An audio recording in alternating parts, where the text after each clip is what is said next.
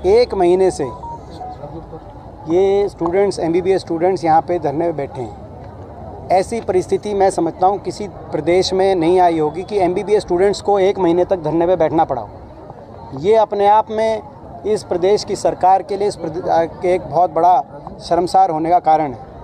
लेकिन इसके बावजूद ऐसी असंवेदनशील सरकार, जिन्होंने ऐसी बॉन्ड की पॉलिसी स्टूडेंट्स पे थोपी, जिनको बॉन्ड की पॉलिसी नहीं कहा जा सकता, ये फ़ीस है, ये बॉन्ड नहीं है, फ़ीस है।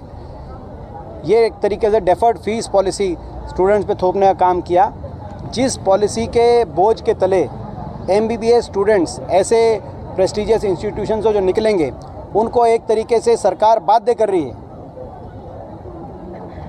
और एक उनको बंधुआ अपने कर्मचारी के रूप में सरकार बाध्य कर रही है। किस दबाव में? फीस देने के दबाव, इतनी बड़ी। और साथ में मेडिकल एजुकेशन को मिडिल क्लास और गरीब परिवारों के रीच से बाहर करने का काम सरकार कर रही है। हम इसका विरोध करते हैं। हम सरकार से आग्रह करते हैं कि इस पॉलिसी को वापस लिया जाए, सरकार वापस ले। आज इन स्टूडेंट्स को अकेला सरकार ना समझे।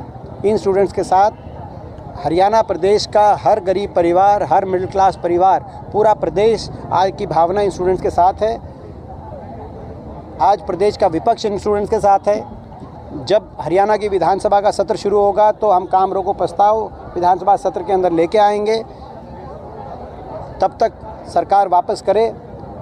और जब संसद का सत्र 7 तारीख से देश की संसद विंटर सेशन शुरू होगा पार्लियामेंट का, तो देश की संसद में भी आज हम इन स्टूडेंट्स की बात को, देश की संसद में भी इनकी जायज़ मांगों को हम लेके जाने का काम करें। सड़क पे भी आएंगे, हम सड़क पे भी आएंगे।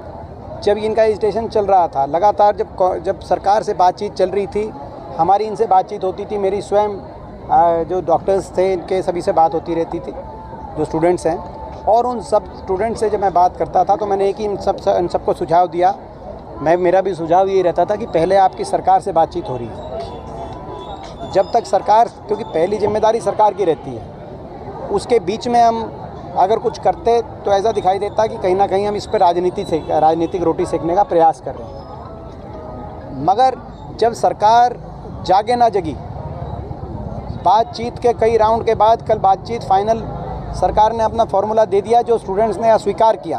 तो कल रात को जब मेरे पास इनका मैसेज आया, संदेश आया कि जी अब आप आइए, अब हमें विपक्ष की आवश्यकता है, विपक्ष इस मुद्दे पर लड़ाई लड़े, तो आज मैं यहाँ पे आया हूँ।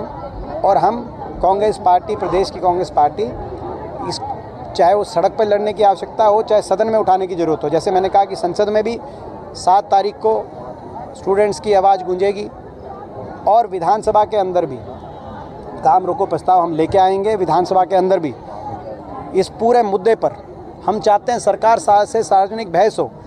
सरकार ने हमारे समय 40,000 फीस थी, फिर भी 4 नए मेडिकल कॉलेज बने और जो एग्जिस्टिंग मेडिकल कॉलेज थे उनकी फैसिलिटीज़ अपग्रेड हुई, चाहे वो रोहतक मेडिकल कॉलेज हो। इस सरकार ने 9 साल में एक मेडिकल कॉलेज में एक कमरा बनवाने का काम किया नहीं, और अब 40-40 लाख फीस की बात कर रहे हैं स्टूडेंट्स पे। ये कहाँ का न्याय है? ये कौन सी नीति है? ये बातें लेकर हम संसद में, विधानसभा में इस सरकार को घेरने का काम करेंगे। हम सरकार से आग्रह करते हैं बार बार, ये शिक्षा से संबंधित ऐसी बातें होती हैं जो राजनीति से ऊपर होती हैं, देश नीति में आती हैं। हमने सरकार को पर्याप्त समय दिया स्टूडेंट से बात करके इनकी मांगों को मानने का, और आज भी हम आग्रह करते हैं सरकार ये पॉलिसी को वापस ले दे। हम स्वयं धन्यवाद करेंगे। लेकिन अगर सरकार अपनी हठधर्मिता पे कायम है तो एक जिम्मेदार विपक्ष की तरह हमें स्टूडेंट्स की लड़ाई हम आगे लड़ेंगे। अगर पैसा ही देना है तो सरकारी संस्थान की फिर जरूरत ही नहीं। बिल्कुल ठीक है। और ये कहा गया, हाईएस्ट लेवल पे इसे ये कहा गया कि यहाँ तक कि जो स्टूडेंट्स बता रहे हैं, आज मेरे को बताया कि मुख्यमंत्री जी ने भी ये कहा इनको, जिससे दुर्भाग्यपूर्ण नहीं हो सकता कि भाई आप प्राइवेट के अंदर आप 50-60 लाख देते हो, 1 करोड़ देते हो, प्राइवेट वाले आपको लूटने का काम करते हैं, तो आप यहीं दे दो।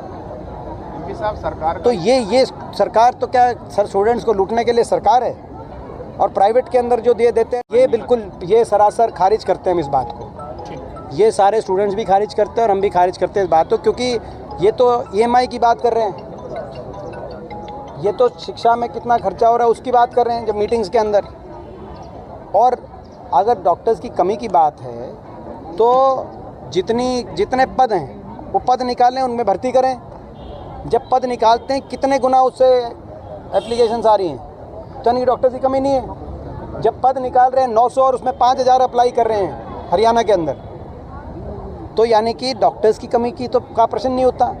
ये तो कहीं ना कहीं ये जो सरकार सरकारी स्कूलों को प्राइमरी शिक्षा में बंद कर रही है, निजीकरण की तरफ बढ़ते हुए कदम शिक्षा क्षेत्र के अंदर सैद्धांतिक रूप से उस तरफ सरकार लेके जाना चाह रही है प्रदेश की नीतियों को। और